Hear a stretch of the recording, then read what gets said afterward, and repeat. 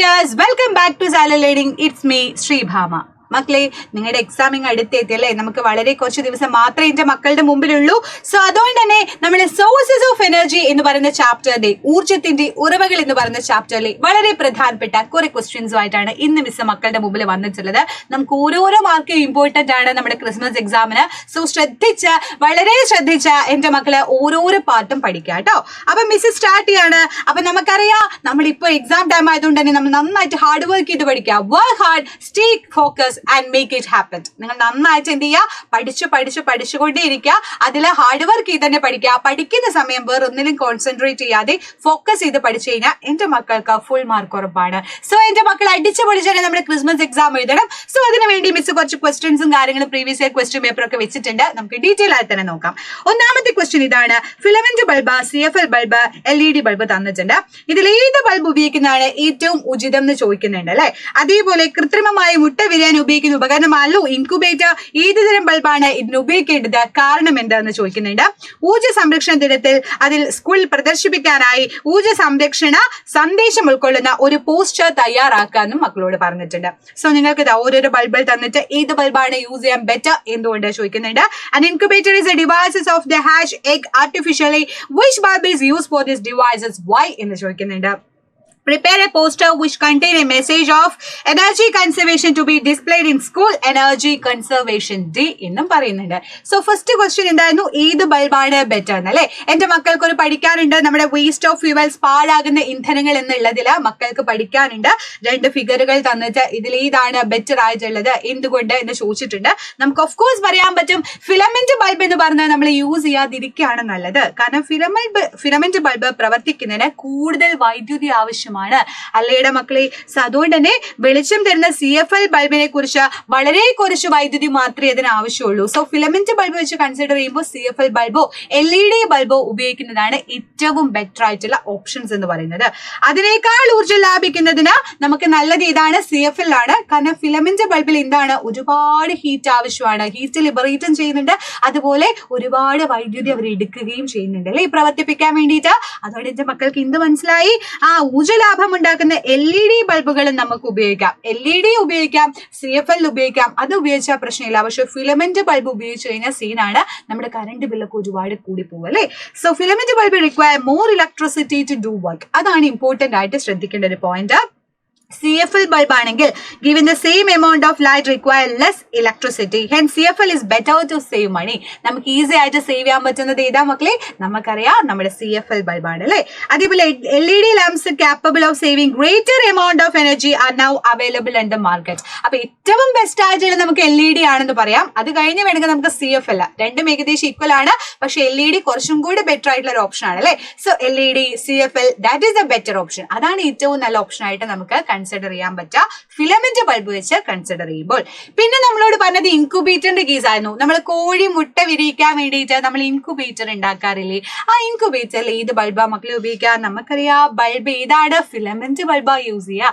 കാരണം ഒരു അമ്മക്കുട്ടിയുടെ നിന്ന് ഒരു കോഴിക്കുട്ടിക്ക് വിരിയണമെന്നുണ്ടെങ്കിൽ അല്ലെ, മുട്ട വിരിയണമെന്നുണ്ടെങ്കിൽ അമ്മ എന്ത് ചെയ്യണം, അടയിരിക്കണം അതിന്റെ മുകളിൽ. അമ്മയുടെ ചൂട് ആ കുഞ്ഞിന് കിട്ടിയാലേ ആ മുട്ട പൊട്ടുള്ളൂ അല്ലെ, മുട്ട പൊട്ടി കുട്ടി പുറത്ത് വരുള്ളൂ. അതുകൊണ്ട് തന്നെ ഇൻക്യുബേറ്റർ എന്ന് പറഞ്ഞാൽ നമ്മള് അമ്മ ഇല്ലാണ്ട് എന്ന് വെച്ചാൽ കോഴിക്കുട്ടി ഇല്ലാതെ എന്ത് ചെയ്യാണ്, നമ്മൾ ആ കോഴിക്കുഞ്ഞുങ്ങളെ, തള്ളക്കോഴി ഇല്ലാതെ കോഴിക്കുഞ്ഞുങ്ങളെ എന്ത് ചെയ്യാണ്, പുറത്തോട്ട് എടുക്കുക ചെയ്യുന്നത്. സോ അതുകൊണ്ട് അവിടെ ഹീറ്റ് ഓഫ് കോഴ്സ് ആവശ്യമാണ്, അവർക്ക് താപം വേണം. ചൂട് കൊടുത്താൽ മാത്രമേ അവർ പുറത്തോട്ട് എന്ത് ചെയ്യുള്ളൂ, ആ മുട്ട പൊട്ടി കുഞ്ഞുങ്ങൾ പുറത്ത് വരുള്ളൂ. സോ അതുകൊണ്ട് നമ്മൾ ഫിലമെന്റ് ബൾബാണ് യൂസ് ചെയ്യുന്നത്. അത്രയും ഹീറ്റ് ലിബറേറ്റ് ചെയ്യുകയാണ് ചെയ്യേണ്ടത്. അത് ഹീറ്റ് ലിബറേറ്റ് ചെയ്താൽ മാത്രമേ നമ്മുടെ കോഴിക്കുട്ടി എന്താവുള്ളൂ, വിരിഞ്ഞു വരുള്ളൂ അല്ലെ. സോ അതുകൊണ്ട് ഇൻക്യുബേറ്ററിൽ ഈ ബൾബാണ് യൂസ് ചെയ്യുക. എന്തുകൊണ്ടേ ചോദിച്ചാലും നമുക്ക് ആൻസർ അറിയാം. ഓക്കെ, പിന്നെ ലാസ്റ്റ് നിങ്ങളോട് പറഞ്ഞത് ഒരു പോസ്റ്റർ തയ്യാറാക്കാനായിരുന്നു. മിസ്സോടെ ഒരു പോസ്റ്റർ വെച്ചിട്ടുണ്ട്. ഇതോ അല്ലാന്നുണ്ടെങ്കിൽ നിങ്ങൾക്ക് ഇഷ്ടമുള്ള രീതിയിൽ ഏത് പോസ്റ്റർ വേണമെങ്കിലും റെഡിയാക്കാം. ഊർജ്ജം പാഴാക്കരുത്, അത് വളരെ ഇമ്പോർട്ടന്റ് ആണെന്നുള്ള രീതിയിലും, അല്ലെങ്കിൽ ഊർജ്ജ സംരക്ഷണം എന്ന് പറയുന്നതിന്റെ ഇമ്പോർട്ടൻസ് പറയുന്ന രീതിയിലും, എങ്ങനെ വേണേലും എന്റെ മക്കൾക്ക് എന്ത് ചെയ്യാം, പോസ്റ്റർ റെഡിയാക്കി കൊടുക്കാം. അത് മക്കളുടെ ഇഷ്ടമാണ് കേട്ടോ. We conserve energy source when we do not waste fuels. അപ്പൊ ഊർജ്ജം പാഴാക്കാതിരിക്കുക എന്നുള്ളത് വേണമെങ്കിൽ ഒന്നാഴ്ച കൊടുക്കാം. അതേപോലെ ഊർജ്ജ സ്രോതസ്സുകൾ സംരക്ഷിക്കുക എന്നൊക്കെ ഉള്ളത് ഇലബറേറ്റ് ചെയ്ത് നല്ല രീതിയിൽ എന്റെ മക്കൾ ഇതുപോലെ അടിപൊളിയായിട്ട് പോസ്റ്ററൊക്കെ റെഡിയാക്കി കൊടുക്കുക കേട്ടോ. സെറ്റ് അല്ലേ? അപ്പൊ അടുത്ത ക്വസ്റ്റ്യൻ ആണ് മിസ് വായിക്കുന്നത്. Classify the following fuels into solid liquid gas. Firewood, petrol, hydrogen, LPG, call, kerosene തന്നിട്ടുണ്ട്. അതിൽ ഏതാ സോളിഡ്, ഏതാ ലിക്വിഡ്, ഏതാ ഗ്യാസ്? നമുക്ക് തന്നെ നോക്കാം. ഫയർവുഡ് നമുക്കറിയാം ഏതാ സോളിഡ് അല്ലേ? നമ്മുടെ വിറക് എന്താണ് മക്കളെ? സോളിഡ് അല്ലേ? പെട്രോൾ ഇതാണ് ലിക്വിഡ് ആണ് അല്ലേ? ലിക്വിഡ് അല്ലേ? അതേസമയം ഹൈഡ്രജൻ ഗ്യാസ് ആയിട്ടാണ് നമ്മൾ ഉപയോഗിക്കുക അല്ലേ? യെസ്, ഹൈഡ്രജൻ ഗ്യാസ് ആണ്. LPG നമ്മുടെ വീടുകളിലൊക്കെ ഉപയോഗിക്കുന്ന, നമ്മൾ കുക്ക് ചെയ്യാൻ ഉപയോഗിക്കുന്ന LPG ഇല്ലേടെ മക്കളെ? അതേതാ വരാ? നമുക്ക് ഓഫ് കോഴ്സ് അറിയാം, അത് ഗ്യാസ് ആണ്. ഗ്യാസ് തീർന്നു എന്നാ നമ്മുടെ അമ്മമാരും അച്ഛന്മാരും പറയാ അല്ലെ? ഗ്യാസ് തീർന്നു മോനേന്ന് പറയും അല്ലേ? ദെൻ കോള്, കൽക്കരി നമുക്ക് എന്തായിട്ട് പറയാടാ? സോളിഡ് ആണ്. കാരണം അത് കട്ടയ്ക്ക് നിൽക്കുന്ന അല്ലെ? കട്ടയായിട്ടാ നമുക്ക് കാണാൻ പറ്റുക കൽക്കരിയൊക്കെ. കെറോസിൻ ആണെങ്കിൽ അത് നമ്മൾ മണ്ണെണ്ണ ഷോപ്പിലൊക്കെ പോയിട്ട് വാങ്ങിക്കുമ്പോൾ, നമ്മൾ റേഷൻ കടയിലൊക്കെ പോയി വാങ്ങിക്കുകയാണെങ്കിൽ എങ്ങനെയാ? ലിക്വിഡ് ആയിട്ടല്ലേ നമുക്ക് കിട്ടുക. സോ ലിക്വിഡ്, സോളിഡ്, ഗ്യാസ് എന്ന് പറഞ്ഞ് സെപ്പറേറ്റ് ചെയ്യാൻ നമ്മൾ പഠിച്ചു. And will the fossil fuel like petrol, diesel and LPG vanishes from the earth in future? Write your own explain എന്നാണ് പറയുന്നത്. നിങ്ങളുടെ അഭിപ്രായം വിശദീകരിക്കാൻ പറയുന്നുണ്ട്. ഭാവിയിൽ പെട്രോൾ, ഡീസൽ, LPG മുതലായ ഇന്ധനങ്ങൾ ഇല്ലാതാകുമോ? ഓഫ് കോഴ്സ് ഇല്ലാതാകും. കാരണം അവരെ പറയുന്നത് ഫോസിൽ ഇന്ധനങ്ങൾ എന്നാണ്. ഫോസിൽ ഇന്ധനങ്ങൾ പറഞ്ഞാൽ കാലങ്ങളായിട്ട് അടിഞ്ഞ് ഉണ്ടാകുന്ന ഒന്നാണ് അല്ലെ? സോ ഒരുപാട് കാലം, മില്യൺ ഓഫ് ഇയേഴ്സ്, കോടിക്കണക്കിന് വർഷങ്ങളായിട്ട് ഉണ്ടാകുന്ന ആളുകളാണ് നമ്മുടെ പാരമ്പര്യ ഇന്ധനങ്ങൾ അഥവാ ഫോസിൽ ഫ്യൂവൽസ് എന്നെല്ലാം പറയുന്നത്. സോ ഫോസിൽ ഫ്യൂവൽസ് ഒക്കെ ഉണ്ടാക്കാൻ ഒരുപാട് കാലം എടുക്കും. സോ അത് തീർന്നു പോയാൽ പ്രശ്നമാണ് അല്ലെ? സോ ഇതിൽ നമ്മളിപ്പോൾ ഓൾറെഡി പറഞ്ഞു, നമ്മുടെ വിറകാണ് ഖരമായിട്ടുള്ളത്, പെട്രോൾ ആണ് വാതകമായിട്ടുള്ളത്, ഹൈഡ്രജൻ ആണ് വാതകമായിട്ടുള്ളത്, ഇവിടെ LPG ഉണ്ട്, ഇവിടെ നമുക്ക് മണ്ണെണ്ണ കൊടുക്കാം. ദെൻ ഇവിടെ ഇതാണ് ലാസ്റ്റ് വരുന്നത് നമ്മുടെ കൽക്കരിയാണ്. സെറ്റ് അല്ലേടെ മക്കളെ? അപ്പൊ മിസ് ഓൾറെഡി എല്ലാം ഇവിടെ വെച്ചിട്ടുണ്ട്. ഇത് നമ്മുടെ സോളിഡ് ആണെന്ന് പറഞ്ഞു, ഇതും സോളിഡ് ആണ്, എല്ലാം നമ്മൾ സോളിഡ് ആണെന്ന് പറഞ്ഞു. അപ്പൊ ഖരമായിട്ടുള്ള ഫ്യൂവൽസ് മക്കൾ പഠിച്ചു വെക്കുക, ഇമ്പോർട്ടന്റ്. ലിക്വിഡ് ആയിട്ടുള്ള ടൈപ്പുകൾ, ദ്രാവകമായിട്ടുള്ളത് പഠിച്ചു വെക്കുക, പെട്രോൾ, ഡീസൽ, കെറോസിൻ പഠിച്ചു വെക്കുക, ഇമ്പോർട്ടന്റ്. ദെൻ വാതകമായിട്ട് നമ്മൾ യൂസ് ചെയ്യുന്ന CNG പറയാം, അല്ലെങ്കിൽ LPG പറയാം, അല്ലെങ്കിൽ ഹൈഡ്രജൻ പറയാം. അതൊക്കെ എന്താണ്? ഇന്ധനങ്ങളായിട്ട് നമ്മൾ ഉപയോഗിക്കുന്ന വാതക രൂപത്തിലുള്ള ഇന്ധനങ്ങളാണ്. സെറ്റ് അല്ലേടാ? അതേപോലെ ഇന്ധനങ്ങൾ എന്താണെന്ന് മക്കൾ ഒന്ന് അറിഞ്ഞു വെക്കണം, അത് ഇമ്പോർട്ടന്റ് ആണ്. കത്തുമ്പോൾ താപം പുറത്തുവിടുന്ന ആളുകളെയാണ് നമ്മൾ ഇന്ധനങ്ങൾ എന്ന് പറയുന്നത്. Fuels are the substance which liberate heat on burning. Burn ചെയ്യുന്ന സമയത്ത് താപം പുറത്ത് വിടുന്നുണ്ടോ? നല്ല ചൂട് നമുക്ക് ഫീൽ ചെയ്യുന്നുണ്ടോ? അതിന്റെ അർത്ഥം ഇതാണ്, അത് ഇന്ധനങ്ങളാണ്, ഫ്യൂവൽസ് ആണ് എന്നാണ്. ഒരുപാട് ഇന്ധനങ്ങൾ ഇപ്പോൾ ഓൾറെഡി നമ്മൾ ഡിസ്കസ് ചെയ്ത് കഴിഞ്ഞിട്ടുണ്ട് അല്ലെ? അപ്പൊ ഫ്യൂച്ചറിൽ എന്താണ്? The conventional fuels will get exhausted if not judicious. ഭാവിയിൽ പരമ്പരാഗത ഇന്ധനങ്ങൾ വിവേകത്തോടെ ഉപയോഗിച്ചില്ലെങ്കിൽ തീർന്നു പോകും അല്ലെ? അതാ ചോദിച്ചത്, തീർന്നു പോകുമോ? എന്താ നിങ്ങളുടെ ഒപ്പീനിയൻ ചോദിച്ചു. ഓഫ് കോഴ്സ് അത് തീർന്നു പോകും. കാരണം ഒരുപാട് കാലങ്ങൾ എടുത്തിട്ടാണ് എന്തുണ്ടാകുന്നത്? ഈ ഇന്ധനങ്ങളെല്ലാം ഉണ്ടാവുന്നത്. സോ ഒരു ക്വസ്റ്റ്യൻ കൂടി ചിലപ്പോൾ മക്കൾക്ക് പ്രതീക്ഷിക്കാം. What is fossil fuel? Fossil fuel എന്നാൽ ഇന്ധനങ്ങൾ എന്നാൽ എന്താണ്? അതെന്താണെന്ന് എക്സ്പ്ലെയിൻ ചെയ്യാൻ ചോദിച്ചാൽ എന്റെ മക്കൾ എന്താ പറഞ്ഞു കൊടുക്കുക? ഇങ്ങനെതാ ഇപ്പൊ ഡിനോസറിനൊക്കെ നിങ്ങൾ കാണുന്നില്ലേ? അത് കാലപ്പഴക്കം എടുത്ത് ഒരുപാട് കാലം കഴിഞ്ഞ് അപ്പൊ ജീവികളായിക്കോട്ടെ അല്ലെങ്കിൽ മരങ്ങളായിക്കോട്ടെ എല്ലാ സാധനങ്ങളും കാലക്രമേണ അത് അടിഞ്ഞ് മണ്ണിൽ അടിഞ്ഞ് ഇല്ലാതായിത്തീരുന്നു. അത് ഇല്ലാതായിത്തീർന്ന് അതിൽ നിന്നുണ്ടായി എടുക്കുന്ന ആളുകളാണ് ഈ ഫോസിൽ ഇന്ധനങ്ങൾ എന്ന് പറയുന്നത് അല്ലേടാ? അതിനെ കൺവെൻഷണൽ എനർജി സോഴ്സസ്, പാരമ്പര്യ ഊർജ്ജ സ്രോതസ്സുകൾ എന്നാണ് നമ്മൾ പറയാറുള്ളത്. സോ കോടിക്കണക്കിന് വർഷങ്ങൾക്ക് മുമ്പ് പ്രകൃതി പ്രതിഭാസങ്ങൾ മൂലം മണ്ണിനടിയിൽ വളരെ ആഴത്തിൽ അകപ്പെട്ടു പോയ ജൈവാവശിഷ്ടങ്ങളിൽ നിന്നാണ് പെട്രോളിയം പോലെയുള്ള ഉൽപ്പന്നങ്ങൾ ഉണ്ടാകുന്നത്. അതേപോലെ കൽക്കരി, പെട്രോള് ഒക്കെ ഉണ്ടാകുന്നത് അല്ലെ? സോ പെട്രോളിയം പ്രൊഡക്ട്സിനെ നോക്കുമെങ്കിൽ എന്ത് പേര് പറഞ്ഞാൽ വിളിക്കാൻ പറ്റുക?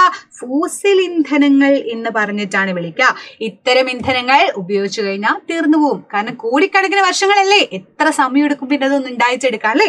സോ അതുകൊണ്ട് തന്നെ അത് വളരെ ശ്രദ്ധിച്ചു മാത്രം നിയന്ത്രിച്ചില്ലെങ്കിൽ ഭാവിയിൽ അത് തീർന്നു പോകുന്ന അവസ്ഥയുണ്ടാകും. പെട്രോളിയം പ്രൊഡക്ട്സ് ആണ് പെട്രോള്, ഡീസൽ, മണ്ണെണ്ണ, ടാർ, LPG തുടങ്ങിയവയെല്ലാം. അത് എന്തിനൊക്കെ യൂസ് ചെയ്യുന്നുണ്ട്?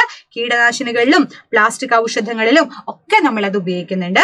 So petroleum is form from the decaying living organism buried deep under the earth for the million of years due to the some natural phenomenons കൊണ്ട് ഉണ്ടാകുന്നതാണ് convention energy sources. അതിന് example ആണ് എന്താ? Coal, അതേപോലെ petrol എന്നെല്ലാം പറഞ്ഞത് fossil fuels. It is an example for fossil fuels ആണ് എന്ന് മക്കൾ പഠിച്ചു വയ്ക്കുക.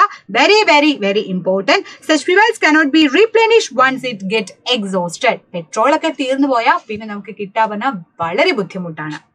Okay.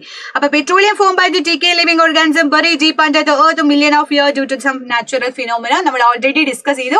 സോ എന്താണ് ഫോസിൽ ഫ്യൂൽ ചോദിച്ചു കഴിഞ്ഞാൽ എന്റെ മക്കൾ ഡീറ്റെയിൽ ആയി തന്നെ ഇതെല്ലാം എഴുതി കൊടുക്കുക കേട്ടോ. അതേപോലെ പെട്രോളിയത്തിൽ ഏറ്റവും ഇമ്പോർട്ടന്റ് ആയിട്ട് യൂസ് ചെയ്യുന്നത് ഏതൊക്കെയാണ്, അതിൽ ഏതൊക്കെ അതിന്റെ പ്രൊഡക്ട്സ് ചോദിച്ചു കഴിഞ്ഞാൽ എഴുതി വെച്ചോളൂ. മണ്ണെണ്ണ, ടാറ്, അതേപോലെ ഡീസൽ, LPG ഇതൊക്കെ എന്തിന് എക്സാമ്പിൾ ആണ്? നമ്മുടെ പെട്രോളിയം പ്രൊഡക്റ്റുകൾക്ക് എക്സാമ്പിൾ ആണ്. സെറ്റ് അല്ലേ? റെഡി അല്ലേ? ഇനി ഒരു ക്വസ്റ്റ്യൻ കൂടെ. എക്സ്പ്ലെയിൻ ആണ് ഇത്, നമുക്ക് explain. Okay, explain non convention energy sources in detail. പാരമ്പര്യേതര ഊർജ്ജ സ്രോതസ് എന്തെന്ന് വിശദമാക്കുക എന്ന് പറഞ്ഞിട്ടുണ്ട്. എന്താ പാരമ്പര്യേതര ഊർജ്ജ സ്രോതസ്? കൺവെൻഷൻ എനർജി സോഴ്സസ് നമ്മൾ പഠിച്ച non convention energy sources easy ആയിട്ട് പറയാം. അതിന് എക്സാമ്പിൾ ആണ് നമ്മുടെ സൂര്യപ്രകാശം, തിരമാല, അതേപോലെ കാറ്റ്, ഇതെല്ലാം പറയുന്നത് അല്ലെ. കാരണം അത് എത്ര ഉപയോഗിച്ചാലും ആള് തീർന്നു പോയില്ല. കാരണം സൂര്യൻ ഇന്നും ഉദിച്ച് വരുമല്ലേ. സോ സൂര്യന്റെ എനർജി ആയിക്കോട്ടെ, വിൻഡ് എനർജി ആയിക്കോട്ടെ, അല്ലെങ്കിൽ ടൈഡൽ എനർജി ആയിക്കോട്ടെ, ഇതൊക്കെ നമുക്ക് എന്താണ് വീണ്ടും വീണ്ടും വീണ്ടും ഉപയോഗിക്കാൻ കിട്ടും. അത് അൺലിമിറ്റഡ് ആയിട്ട് നമുക്ക് യൂസ് ചെയ്യാൻ പറ്റുന്നതാണ്. അങ്ങനെയുള്ളവയാണ് നമ്മൾ പാരമ്പര്യേതര ഊർജ്ജ സ്രോതസ്, നോൺ കൺവെൻഷൻ എനർജി സോഴ്സസ് എന്ന് പറയാം. ഒരുപാട് എക്സാമ്പിളുകൾ ഉണ്ട് അല്ലെ. നമ്മുടെ സൗരോർജ്ജം യൂസ് ചെയ്ത് നമ്മൾ കാൽക്കുലേറ്റർ ഉപയോഗിക്കുന്നു, അതേപോലെ നമുക്ക് കുക്കർ ഉപയോഗിക്കുന്നു, ഹീറ്റർ ഉപയോഗിക്കുന്നു, എല്ലാം നമ്മൾ ഉപയോഗിക്കുന്നുണ്ട്. സോ അതെന്താ ചെയ്യുന്നത്? നമ്മുടെ സൗരോർജ്ജത്തെ വൈദ്യുതോർജ്ജമാക്കി മാറ്റുന്നതാണ് നമ്മുടെ സോളാർ സെല്ലുകൾ എന്ന് പറയുന്നത്. ഇതൊക്കെ ഇമ്പോർട്ടന്റ് പോയിന്റ് ആണ്, എല്ലാം പഠിച്ചു വെക്കാം കേട്ടോ. അതുകൊണ്ടാണ് മിസ് വീണ്ടും വീണ്ടും പറയുന്നത്. ഇതെന്താണ്? ഇങ്ങനെയുള്ള എല്ലാം കൂടെ ഇതിനെ സൗരോർജ്ജ പാനലുകൾ എന്ന് പേര് പറഞ്ഞ് വിളിക്കുന്നു. ഇതെന്ത് ചെയ്യുന്നില്ല മക്കളെ? ഏറ്റവും ഇമ്പോർട്ടന്റ്, തീർന്നു പോകുന്നില്ല, മലിനീകരണം ഉണ്ടാക്കുന്നില്ല. That is A very very important point. So solar cell is a device which convert solar energy into electrical energy. Solar panels contain rows of solar cell. ഒരുപാട് സോളാർ സെല്ലുകൾ കൂടിയിട്ടാണ് സോളാർ പാനലുകൾ ഉണ്ടാകുന്നത്. ആൻഡ് their advantages എന്താണ്? inexhaustible ആണ്. it does not causes pollution. അത് എന്ത് ചെയ്യുന്നില്ല? പൊല്യൂഷൻ ഉണ്ടാക്കുന്നില്ല. പിന്നെ കാറ്റാടിപ്പാടങ്ങളൊക്കെ എന്റെ മക്കൾ കണ്ടിട്ടുണ്ടാവും അല്ലെ. അതേപോലെ വിൻഡിൽ നിന്ന് ഉണ്ടാക്കിയെടുക്കുന്നത് മക്കൾ കണ്ടിട്ടുണ്ടാവും. എന്താണ്ടോ കാറ്റാടിപ്പാടങ്ങൾ വിൻഡിൽ നിന്ന് ഇങ്ങനെ കറങ്ങി അതിൽ നിന്ന് നമ്മൾ എന്ത് ജനറേറ്റ് ചെയ്യുന്നൂടെ മക്കളെ? വലിയ കാറ്റാടി യന്ത്രങ്ങൾ ചലിച്ച് അതിൽ നിന്നാണ് ഊർജ്ജം ഉൽപ്പാദിപ്പിക്കപ്പെടുന്നതെങ്കിൽ, വിൻഡ്മിൽ ആണ് എന്ത് പ്രൊഡ്യൂസ് ചെയ്യുന്നതെങ്കിൽ, ഇലക്ട്രിസിറ്റി പ്രൊഡ്യൂസ് ചെയ്യുന്നതെങ്കിൽ, അതും ഒരു നോൺ കൺവെൻഷണൽ എനർജി സോഴ്സസ് ആണെന്ന് പറയാൻ പറ്റുന്നു അല്ലെ. സോ ഇമ്പോർട്ടന്റ് ആയിട്ടുള്ള കുറച്ച് പോർഷൻസ് മിസ് പറഞ്ഞു തന്നിട്ടുണ്ട്. സോ എന്റെ മക്കൾ എന്ത് ചെയ്യുക? ഈ പോർഷൻ എന്തായാലും ഷുവർ ആയിട്ടും പഠിച്ചിട്ട് പോവുക. എല്ലാ മക്കളും അടിച്ചു പൊളിച്ച് തന്നെ എക്സാമിന് എഴുതുക. So wish you all the very best dears. Bye bye dears. See you. Bye by.